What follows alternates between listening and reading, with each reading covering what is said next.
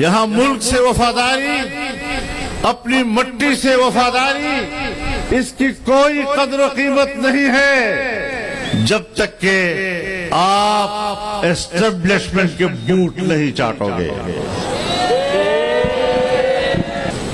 اور ہم آپ کے سپاہی بن کر آپ کے حق کی جنگ لڑنے کے لیے تیار ہیں۔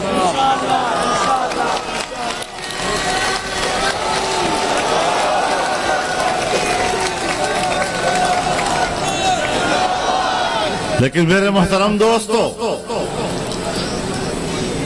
آج کا یہ جو جلسہ ہو رہا ہے اور عوامی اسمبلی کے عنوان سے ہو رہا ہے، یہ اس لیے ہو رہا ہے کہ انتخابات کے ذریعے جو اسمبلیاں وجود میں آئی ہیں وہ جعلی اسمبلیاں ہیں۔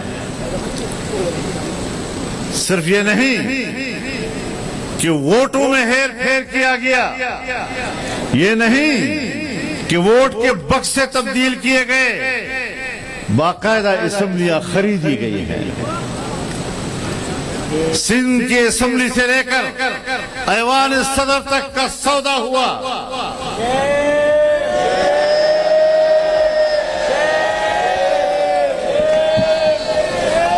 اور چونکہ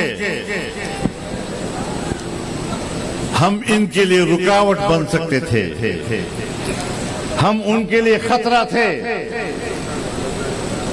تب جمعیت کو ہروانا یہ ان کے ان مقاصد میں شامل تھا کہ جمعیت اگر بڑی قوت کے ساتھ، جتنا عوام کا اس کے ساتھ تعلق ہے، وہ اسمبلیوں میں آتی ہے تو پھر ہم نہ جزیرے بیچ سکیں گے، نہ ایوان صدر حاصل کر سکیں گے، اور نہ ہم صوبے کی اسمبلی حاصل کر سکیں گے۔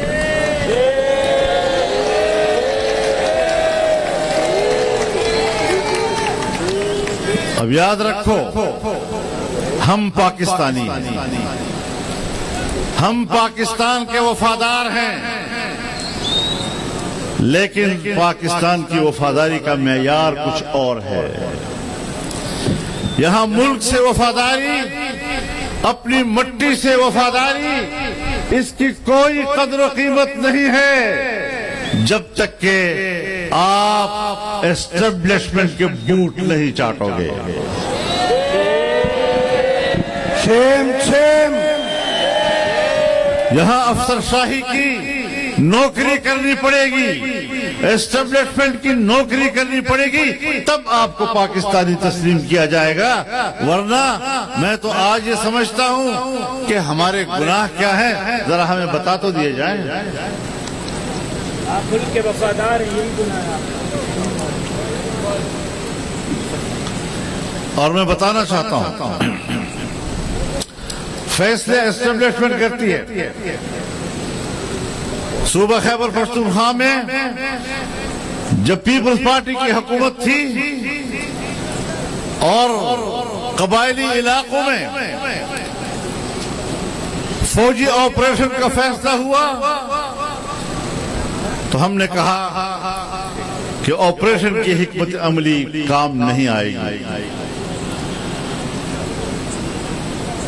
ہم نے ان کو سپورٹ نہیں کیا، تو یہ بہت بڑا گناہ تھا۔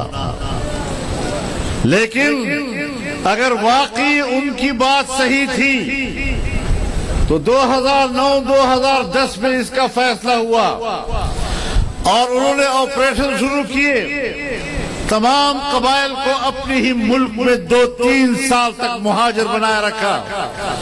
آج بھی جب وہ لوگ دربدر ہوئے ہیں تو آج بھی وہ دربدر ہیں، ملک کے کونے کونے میں پھیل گئے اپنی زندگی بنانے کے لیے، قبائل برباد ہو گئے، تباہی مچ گئی، بے گھر ہو گئے، عورتیں، ہماری مائیں اور بہنیں، وہ بیچارے جو گھر سے باہر نہیں نکلتی تھیں، ان بیچاروں کو بازاروں میں بھیک مانگنی پڑی۔ اور آج پوچھتا ہوں کہ تمہاری وہ حکمت عملی جس کے تحت تم نے آپریشن شروع کیے دہشت گردی کے خاتمے کے لیے، آج ہم 2010 کے بعد آج 2024 میں ہم بیٹھے ہیں، کیا قبائلی علاقوں میں، بلوچستان میں، خیبر پختونخوا میں، یہاں تک کہ کراچی میں اور سندھ میں، کیا آج وہ دہشت گردی جس کو تم دہشت گردی کہا کرتے ہو وہ کئی چند زیادہ ہو گئی ہے یا کم ہو گئی ہے؟ بہت بڑھ گئی ہے۔ باجوہ صاحب نے ہمیں کہا کہ میں نے باڑ لگا دیا ہے، اربوں روپے اس پر خرچ کر دیے ہیں، نہ کوئی افغانستان جا سکے گا اور نہ یہاں آ سکے گا۔ پھر پاکستان کے 20 سے 30 ہزار نوجوان، مسلح نوجوان امریکہ کے خلاف افغانستان میں امارت اسلامیہ کے جنگ میں کیسے شریک ہو گئے، کیسے وہاں پہنچ گئے۔ اور پھر آج وہ باڑ کدھر ہے؟ کہاں ہے وہ باڑ؟ آج تو 1 انچ پر بھی کوئی باڑ نظر نہیں آ رہا۔ وہ اربوں روپے کس بات پہ خرچ کیے؟ اور آج جب افغانستان میں امارت اسلامیہ کی حکومت قائم ہوئی تو وہ پاکستانی نوجوان مسلح گروپ اس سے کہیں بڑی قوت کے ساتھ پاکستان میں واپس آ گئے۔ میں سرحد کو محفوظ رکھنے والی پاکستان کی بہادر فوج سے پوچھنا چاہتا ہوں کہ آپ جب سرحد کو پہ کھڑے تھے، باڑ لگا ہوا ہے، تو اتنے لوگ پاکستان کی سرحد میں واپس کیسے آ گئے؟ اس کا معنی یہ ہے کہ نہ تم ملک میں امن و امان کے قیام کے لیے سنجیدہ ہو اور نہ تمہاری حکمت عملی جائز۔ تم امریکہ کے اصول پہ چلتے ہو۔ امریکہ کا دنیا کے لیے اصول یہ ہے کہ وہاں پر دہشت گردی ہو اور ہم کہیں کہ انسانی حقوق پامال ہو رہے ہیں اور ہمیں وہاں فوج بھیجنے کا جواز مل جائے۔ لہذا پوری دنیا میں اور خاص طور پر اسلامی دنیا میں امریکہ اپنی فوجیں بھیجنے کے لیے، اپنی قوت وہاں پہنچانے کے لیے جواز کے طور پر دہشت گرد تنظیموں کے وجود کو ضروری سمجھتا ہے۔ جھوٹ نہ بولو لوگوں کے ساتھ۔ مسلسل آپ کے رویوں کو ہم دیکھ رہے ہیں، کب تک دھوکہ دیتے رہو گے انسانیت کو؟ اور امریکہ کی خارجہ پالیسی کی اساس دوسری بات کہ اسلامی دنیا کے ممالک کو توڑو اور چھوٹے چھوٹے ممالک بناؤ تاکہ ان کے مفادات پر ہم قبضہ کر سکیں۔ تو پھر یہی ہوگا کہ فلسطین میں میرا فلسطینی بھائی وہ شہید ہوگا، بارود کی آگ برس رہی ہوگی، 7 مہینے کے اندر وہاں پر 45,000 ہمارے بے گناہ مسلمان بھائی، بچے، بوڑھے، خواتین، بہنیں، مائیں وہ شہید ہو جائیں گی، ملبوں کی طرح ڈھیر ہو جائیں گی۔ لیکن یہ لوگ اب اس قابل نہیں رہے۔ ہمارا ہر اسلامی ملک آج امریکہ کے قبضے میں ہے۔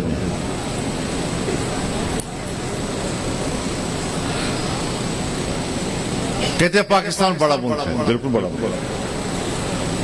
پاکستان صلاحیت والا ملک ہے، بالکل صلاحیت والا ملک ہے،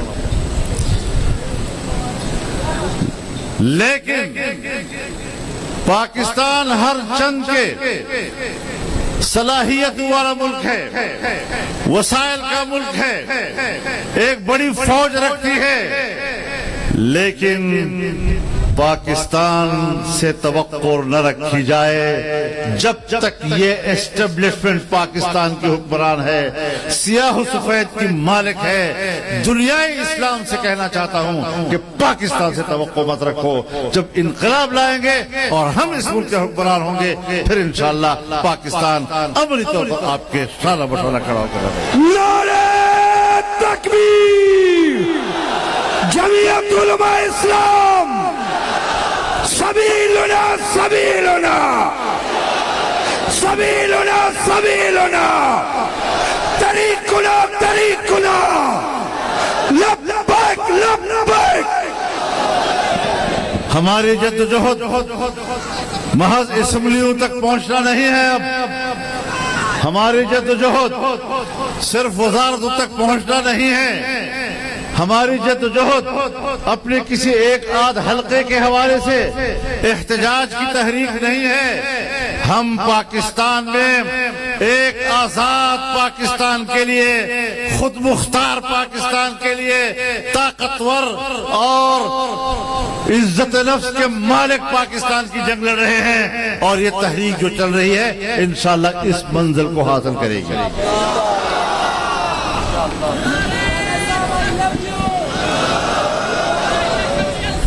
بہت مذاق ہو گیا ہے، ملک کے اندر جمہوریت کا خاتمہ کر دیا گیا ہے، اسمبلیوں کی نمائشی اسمبلیوں کے نام پر جمہوریت کا لفظ استعمال ہو رہا ہے، جمہوریت مر چکی ہے، جمہوریت اپنا کیس ہار چکا ہے، اگر جمہوریت کو آپ نے حقیقی معنوں میں ملک کے اندر لانا ہے تو پھر یہ عوامی اسمبلیوں کی تحریک کو اٹھانا ہوگا اور حقیقی جمہوریت کے منظر کی طرف لے جانا ہوگا۔ جمہوریت اور پیچھے ڈکٹیٹر بیٹھا ہوتا ہے، ڈکٹیٹر کے اشارے پر قانون سازی ہوتی ہے، ڈکٹیٹر کے اشارے پر وزیر اعظم کابینہ کا اجلاس بلاتا ہے، اور اب تو ہمارے ملک میں یہ مثال بھی قائم ہو گئی کہ ایک وزیر اعلیٰ نے پوری کابینہ کو لے جا کر کور کمانڈر کے گھر میں میٹنگ کی۔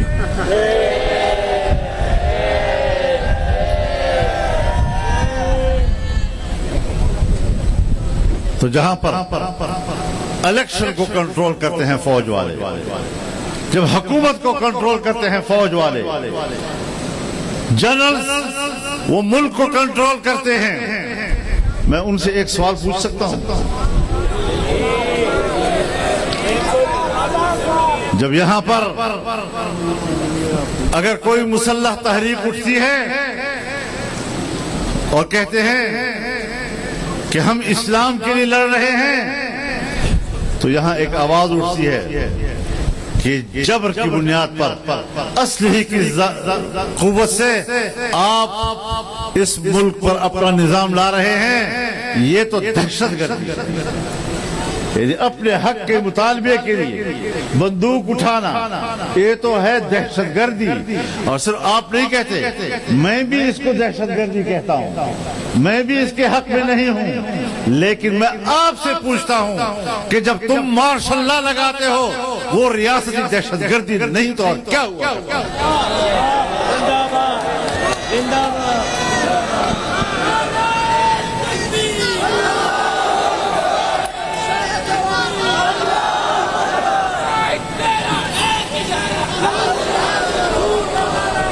آپ مستقل طور پر پاکستان کی سیاست کو کنٹرول کر رہے ہیں، اور اس کے سب سے بڑی علامت ایپیکس کمیٹیاں ہیں۔ تحصیل میں کوئی میٹنگ ہوتی ہے تو آپ کا میجر بیٹھتا ہے، اگر ضلع میں کوئی میٹنگ ہوتی ہے آپ کا کرنل بیٹھتا ہے اس میں، اگر ڈویژن میں کوئی اجلاس ہوتا ہے سویلین افسران کا تو اس میں آپ کا بریگیڈیئر بیٹھتا ہے، جب صوبے میں کوئی اجلاس ہوتا ہے صوبائی حکومت کرے انتظامیہ کرے تو آپ کا کور کمانڈر اس میں بیٹھتا ہے، وفاق کی سطح پر حکومت کا کوئی اجلاس ہو تو پھر آپ کے ایپیکس کمیٹی کے نام پر آرمی چیف بیٹھتا ہے۔ آپ بتائیں کہ آپ سول انتظامیہ کے تمام فیصلوں کو ہر سطح پر اپنے کنٹرول میں نہیں رکھتے؟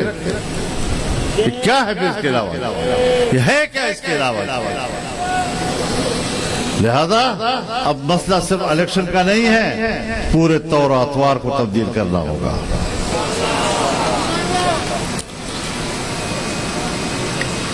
تو میرے محترم دوستو، میں اپنے صحافی حضرات سے بھی کہتا ہوں، وہ بھی روزمرہ کے مسائل پر سارا دن صرف کر لیتے ہیں، ہمارے جو چینلز ہیں جب ان کو دیکھتے ہیں کوئی پتہ نہیں ہوتا ملک اور دنیا کدھر جا رہی ہے، وہ فلانا انہوں نے یہ جملہ کہہ دیا، اس نے اس طرح ہنسا، وہ اس کو ہنسا، وہ اس طرح رویا، وہ اس طرح رویا، اور وہ کیوں رویا، اور وہ کیوں کمرے سے باہر نکلا، اور کیوں کمرے کے اندر گیا، اس سے بڑھ کر کوئی تبصرہ نہیں ہے۔ کیوں؟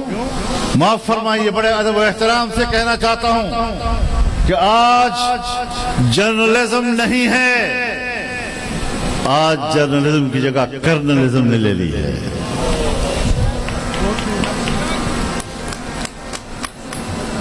اس طلسم کو توڑنا ہوگا اور صحیح معنوں میں ایک آزاد صحافت کو اجاگر کرنا ہوگا جو ملک کے حقیقی مسائل کو ایڈریس کرے، معیشت کے موضوع پہ بات کرے۔ کیا وجہ ہے؟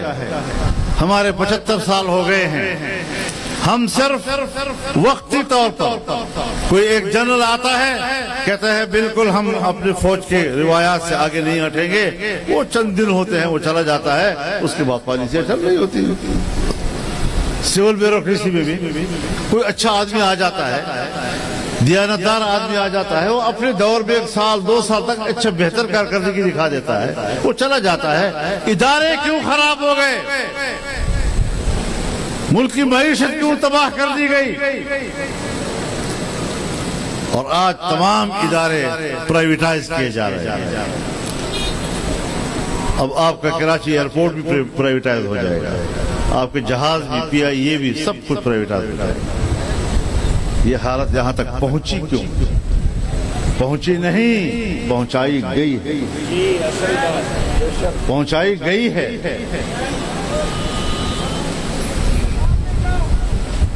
کئی سالوں سے یورپ کے کتنے ممالک ہیں جہاں پر پی آئی اے کا اترنا ممنوع ہے؟ کیوں ممنوع کر دیا گیا؟ کچھ غلطیاں آپ سے ہوئی ہیں۔ آج بھی ہمارا ملک زرعی ملک ہونے کے باوجود غریب آدمی آٹے کو رو رہا ہے، گندم کو رو رہا ہے، بھیک مانگ رہا ہے، بھوک کے مارے بلبلا رہا ہے، بچہ اس کا بھوکا ہے۔ یہ حالت کیوں 75 سال تک آج ہم نیچے چلے گئے ہیں؟ لطیف بھائی نے کہا کہ 45 لاکھ بچے سندھ میں اسکول میں نہیں جا رہے، تو میں انہیں کہنا چاہوں گا کہ آپ کے پاس اگر علاج نہیں ہے تو اس کا علاج ہمارے پاس ہے۔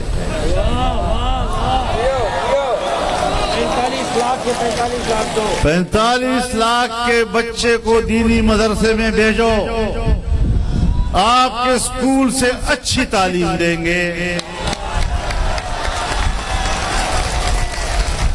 آپ کے بچے کو مفت تعلیم دیں گے، مفت کتابیں ملیں گی، آپ کے بچے دیہات سے دور پیدل جائیں اور واپس آئیں نہیں، ہر بچے کو ہاسٹل میں مفت جگہ ملے گی، مفت بجلی ملے گی اور مفت کھانا ملے گا۔ لے آؤ دینی مدرسوں میں تاکہ وہ تعلیم حاصل کریں۔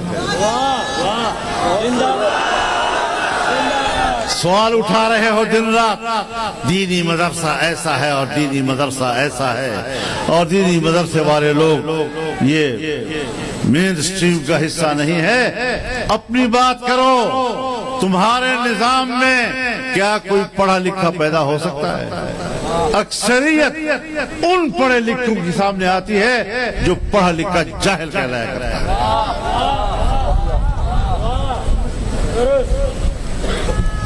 تعلیمی معیار گرا دیا، فنی تعلیم ختم ہو گئی، اور صرف چند کالجز ہیں، صرف چند کالجز اور چند سکول۔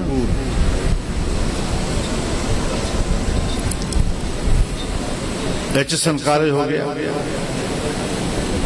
برن ہال ہو گیا، بیکن ہاؤس والے ہو گئے، کراچی کے گرامر اسکول والے ہو گئے، سب انہی اداروں سے نکل کر یہ فوجی بھی بنتے ہیں، سرکاری افسر بھی بنتے ہیں، تاجر بھی بنتے ہیں، کاروباری طبقہ بھی بنتے ہیں۔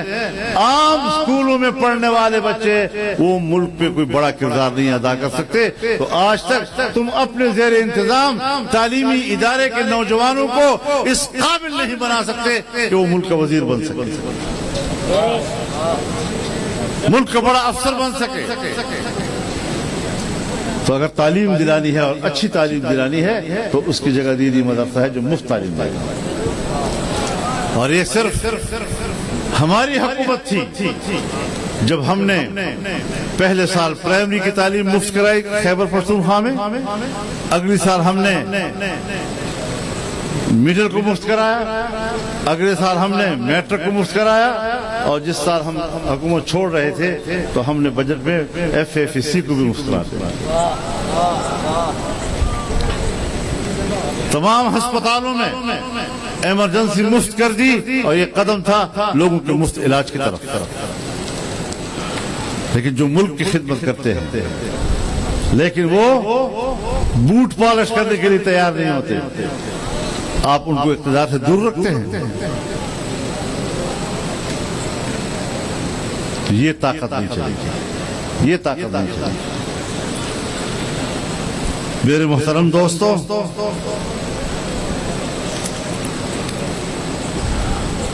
پاکستان کے ڈکٹیٹروں کی تاریخ جو ہمیں معلوم ہے, جب ایک جنرل نے ملکی اقتدار پر قبضہ کیا اور صدر مملکت بنا, اپنے چند سالوں کی حکومت میں اس نے اپنے 5 وزیر اعظم تبدیل کیے. سیاسی استحکام نہیں ہونے دینا ملک میں. محلاتی سازشوں کے ذریعے سے اقتدار بدلتے رہے, روزانہ نیا وزیر بدلتا رہا, اور یہ کہتے تھے کہ ہم تو انڈیا والے ہمیں تانا دیتے تھے کہ وزیر اعظم, میں تو دل میں اتنے دھوتیاں تبدیل نہیں کرتا جتنا پاکستان وزیر اعظم تبدیل کر لیتا ہے.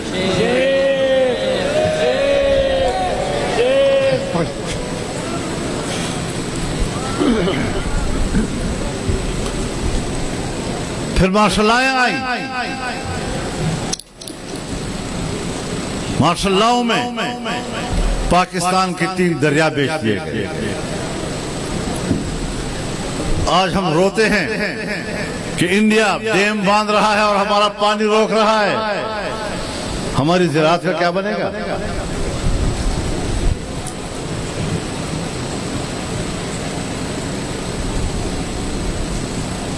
71 تک ماشاء اللہ رہا, 77 میں پھر ماشاء اللہ 11 سال ماشاء اللہ رہا, 99 میں پھر ماشاء اللہ, اور جب تک مشرف تھا وہ ماشاء اللہ ہی رہا.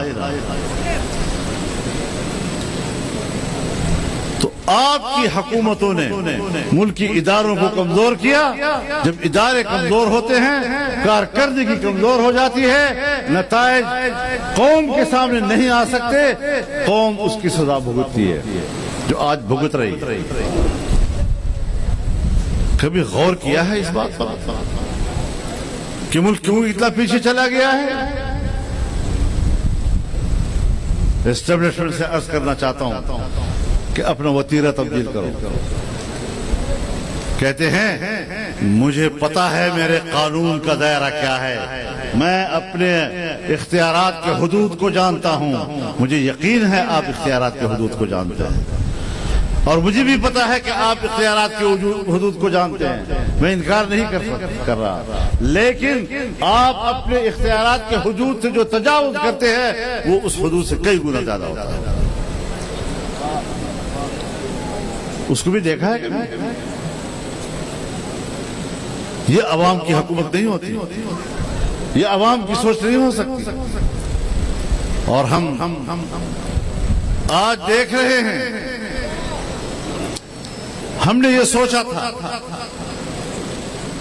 اور ہم نے جنگ لڑی اس کے لیے کہ پاکستان کو یہودی اقتصادی نیٹ ورک کا حصہ بنا کر ہماری معیشت ان کے پنجے میں دی جا رہی ہے.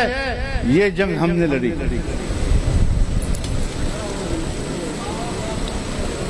ہم نے یہ جنگ لڑی کہ قادیانیوں کو دوبارہ مسلمان کا سٹیٹس دینے کی کوشش کی جا رہی ہے, ہم نہیں ہونے دیں گے.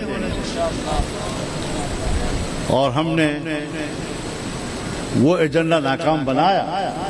لیکن آج جب ہم سپریم کورٹ کی طرف دیکھتے ہیں تو ہمارے چیف جسٹس صاحب ایک فیصلہ دیتے ہیں وہ محض ایک ضمانت کا مسئلہ ہے، اور اس پہ وہ چیزیں لکھتے ہیں جس کا اس مقدمے سے کوئی تعلق نہیں،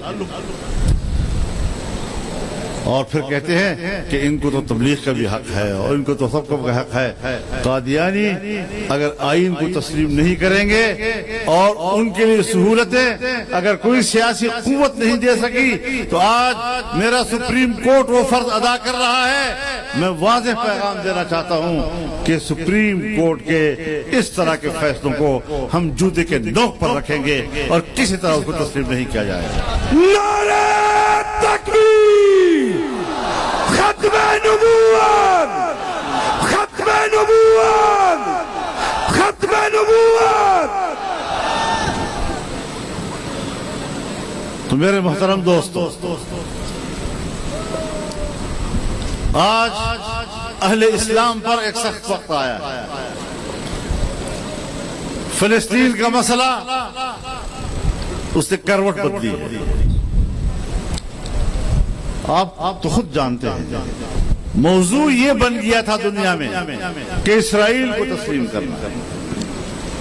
اسرائیل ایک ناجائز حکومت ہے اور اس کو ناجائز ریاست بانی پاکستان محمد علی جناح نے کہا تھا۔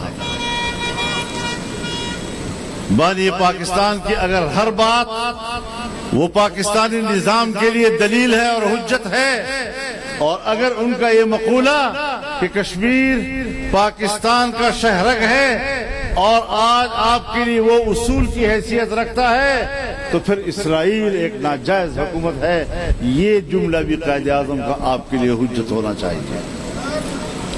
اور آپ بات کرتے ہیں اس کو تسلیم کرنے کی۔ مسئلہ تو فلسطین کی آزادی کا تھا۔ ایک صدی پہلے تک تو کرۂ ارض پر اسرائیل نام کی ریاست کا نام و نشان تک نہیں تھا،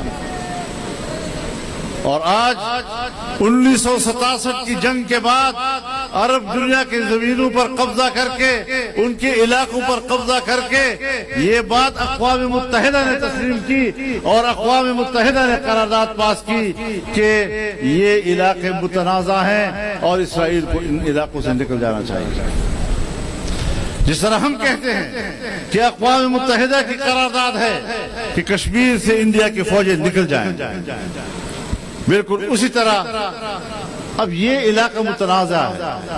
جب ہر طرف علاقہ متنازع ہو گیا تو پھر اس کا حدود اربع ختم ہو گیا، اور جس ملک کا حدود اربع ہی ختم ہو جائے اس کو تسلیم کرنے کا سوال ہی پیدا نہیں ہوتا۔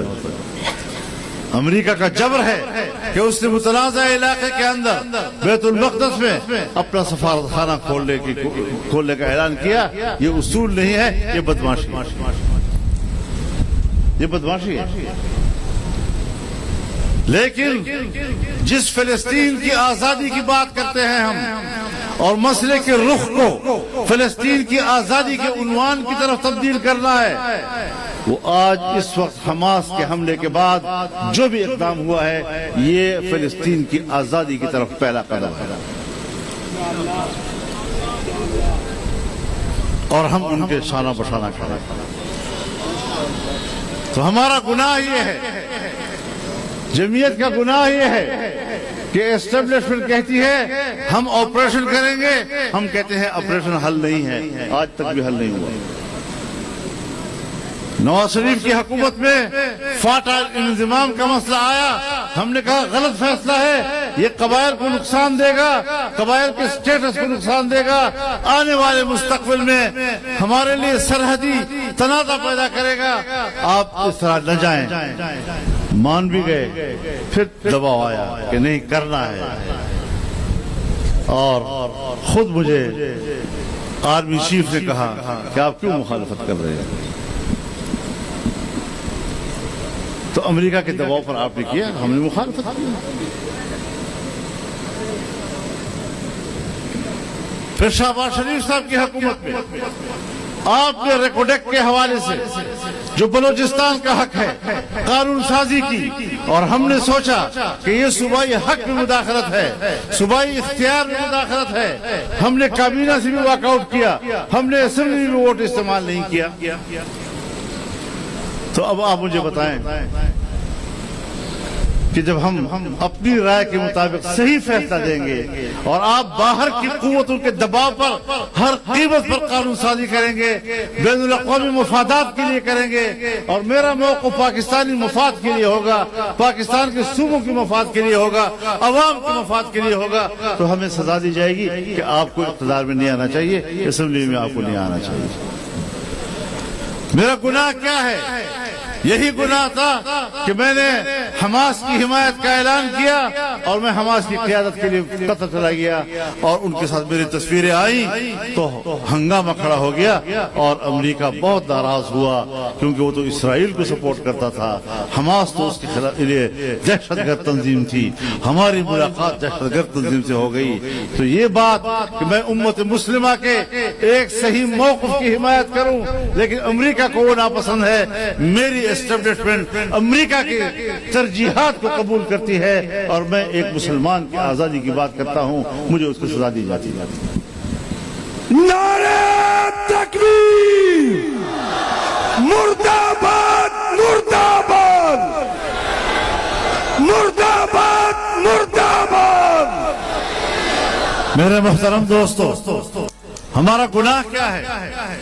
یہی گناہ کہ جب پاکستان اور افغانستان کے تعلقات خراب ہو رہے تھے اور ایک دوسرے کے مقابلے میں فوجیں آ رہی تھی اور ان حالات میں میں افغانستان گیا، میں نے ایک ہفتہ وہاں گزارا، میں نے تمام معاملات ٹھیک کرا دیے، تمام معاملات ٹھیک ہو گئے، وہ بھی راضی تھے اور یہ والے ہمارے والے بھی راضی تھے، لیکن امریکہ نے کہا کہ ہم تو افغانستان کی امارت اسلامیہ کو کمزور کرنا چاہتے ہیں۔ ایک آدمی وہاں جا کر معاملات ٹھیک کرتا ہے، ان کو تحفظ دیتا ہے، تو پھر ہمارے خلاف ناراضگی دنیا میں پیدا ہوئی۔ اب میں صرف اسمبلی کا ممبر بننے کے لیے حق کو چھوڑ دوں، حق والے موقعوں کو چھوڑ دوں، اسلامی دنیا کے مفاد کو چھوڑ دوں، اپنے ملک کے مفاد کو چھوڑ دوں، یہ وہ چیزیں ہیں کہ جس کی بنیاد پر آج ہمارے اس جلسے میں اور اس سے آگے بھی جو ہوں گے سمندر ہوگا انسانوں کا، یہ سب کچھ دیکھتے ہوئے بھی الیکشن میں جعلی نتائج کی بنیاد پر جمعیت کو ہرایا جائے گا اور قوم پرستوں کو بھی ہرایا جائے گا اور گھروں میں بٹھانے کی کوشش کی جائے گی۔ تم نے تو ہمیں گھروں میں بٹھانے کی کوشش کی، لیکن ہم ایسے نکلے ہیں کہ اب تمہیں بھی ہمارا علاج نظر نہیں آئے گا۔